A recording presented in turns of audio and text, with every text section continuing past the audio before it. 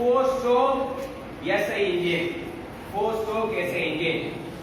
So we are going to demonstrate the 4-stroke SI engine. Now we are having the piston. Who are you? Iron piston. Here are the iron piston. Right? Yes, he is piston. So his action is it can move from TDC to BDC. Okay. It can move from TDC to BDC or BDC to TDC. Okay. The second one. Suction valve is the suction valve is able to suck the charge.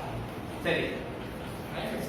Yes, his exhaust valve is going to expel the burning gas.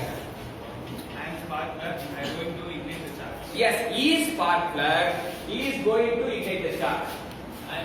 Air. You can observe the air. Fuel, it is a petrol. Okay. So the first stroke is suction stroke. The suction stroke, what is the piston action? Piston move from, now you are observing piston is moved from top dead center to bottom dead center. What is the position of suction valve? It is open. What is the position of suction exhaust valve? Closed. Now air and fuel mixed in the carburetor, it has to be come inside the cylinder. Okay. Now the next process is compression stroke. In compression stroke, the piston moves to bottom dead center to top dead center. Compress the air and fuel. Compress the air and fuel. Okay. After the compression, the suction valve and the compression valve is closed position. Now the next stroke. Spark plug ignite the charge. So burning action take place. So now the fuel and air is burned.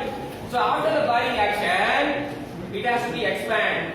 Now the piston is moved from top dead center to bottom center. In this position of suction and the exhaust valve closed. Next piston moves to bottom to top. This is the final stroke, exhaust stroke. Now exhaust valve is open. The burning gas expelled out.